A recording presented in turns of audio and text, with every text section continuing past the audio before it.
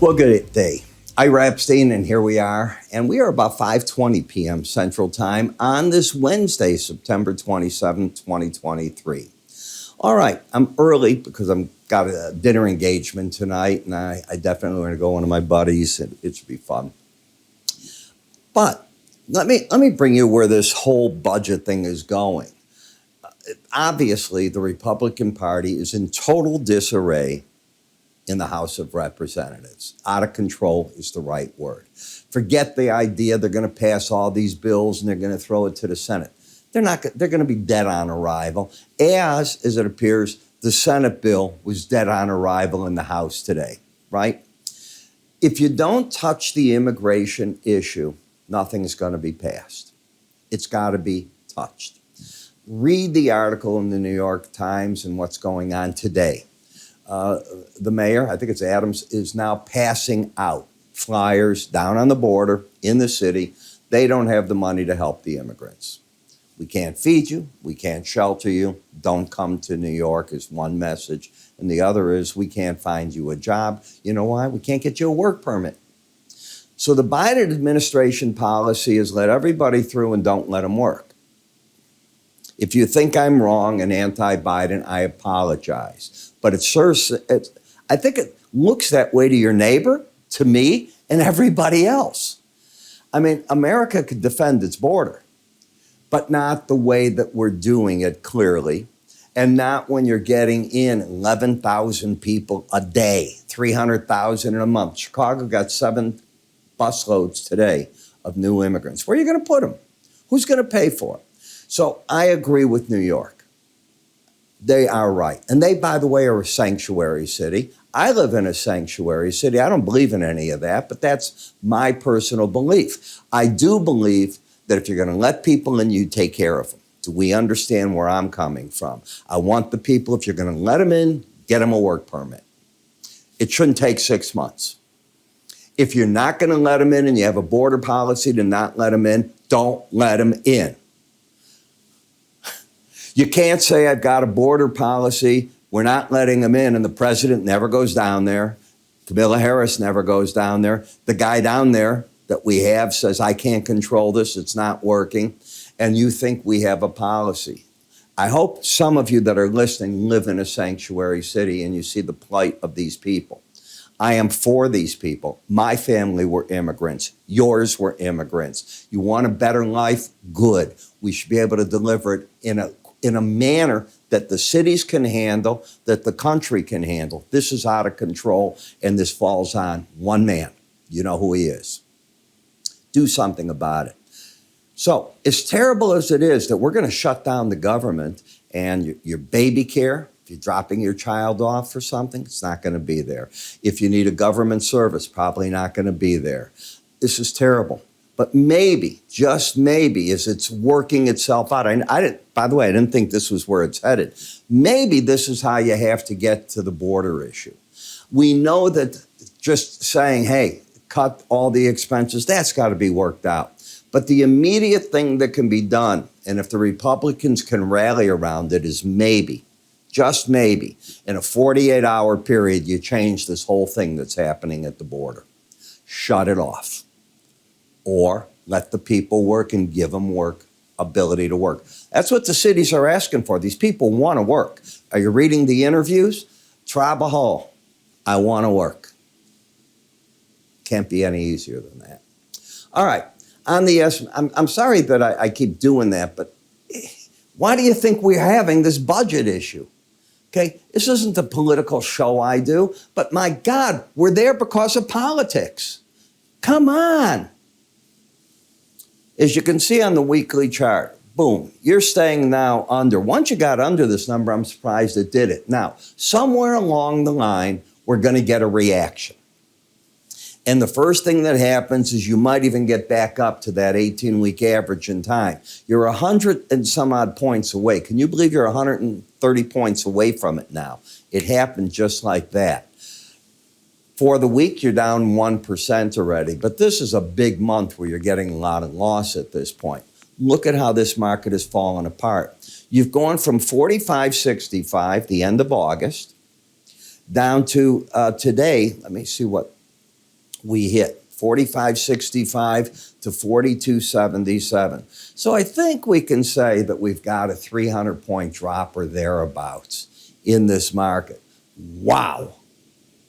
Even I, that was bearish and thought we'd have a bad month, and I said in my reports, the worst month of the year is typically September. I wasn't looking for a 300-point decline. So what can I tell you? All right, it's straight down basically if you look at it. Look at how it's gone. Each day, do you see a higher high day? The swing line's not going up. I mean, this is what you call the vacuum. It just pulled itself out. Where did the market go to find its support? I've talked about it. I didn't expect it to happen this fast. I'm the first to tell you that. I'm certainly didn't get caught telling my clients to be long. You know that. I've been here telling you I'm in the bear camp on this, and I did a special report a month ago about that. Look at the 200-day average. So the combination of the Bollinger Band and that is often, all I could say is often, not always. I am making that clear. Often the spot where the market will go to try to find itself. It starts higher than that. It's normally the 100-day. That went through like butter, hot knife, bang, right through it. So now you're at the next spot. That's where I think the market's going to try to make something of a stand. What do you do with it? Here's the ugly part. Are you embedded? To embed in a chart, and the word embed, I had somebody write, means lock in a momentum. You have to have at least several days where both numbers are under 20. You had it today, you had it yesterday, you had it the day before, and the day before. You're in it. So until the red line closes over 21, hard rallies, did you hear the word I just said, are where I think the pros are going to come in. It could be a 20, 30-point rally. I'll call that hard. It could be more, but that's what I look, not a 5-point rally or something. Also, you had a bearish crossover. You're getting it right now. Right now, you're getting the 18-day under the 100. Nothing here is bullish. In the NASDAQ, you're getting very close. By Friday, you might be able to get the crossover if the market doesn't lift itself. And here, too, now, embedded readings, bearish. Yes, you can get bounces, but I think the pros will sell into it. In the Dow, did we embed? Let's just do the count again so that my numbers are right. I'm pretty sure they are. Day 1, 2, 3. You're fully embedded. So I've got what I want. I already know the Russell's there, and you can see how you're at with that. And the Russell today did have. The Russell, were you watching? Everything was down hard but the Russell today. I think for whatever reason, short covering came into the market. But until the red line closes over 21, I think the pros will use the rally, like today, by the way, to hit the short side of the market. So we'll see just what happens and where this thing wants to go, because it's interesting where it's stopping right now. In the 10-year note, fully embedded reading, this is the Gorilla Glue trade. Now, came up with the name before Flex Seal claims that they're stronger. When the market hits a Bollinger Band and doesn't go away from it, I remember as a young broker, it can't keep going down. It's oversold as can be, Bob or Mary. It's going to turn around tomorrow. And then I lose a client because I didn't understand. When this goes, it locks in. Once it embeds, until that red line gets over 21, it takes on a world and a life of its own. It just keeps feeding on all the guys long here that are going, give me a rally of any type and let me out of this market. I'm crying uncle. And that's what happens. You have the same thing in the 5-year note. And you hit profit zone today in the 5-year. Let me come back to that one. Did you not hit the Bollinger Band? So that is an area that I think pros took some money off the table. The word is some. Because you didn't lose the embedded reading, I think they're still into the play on the short side. In the dollar index, you're now over the upper band. This market has a history of not wanting to stay over that.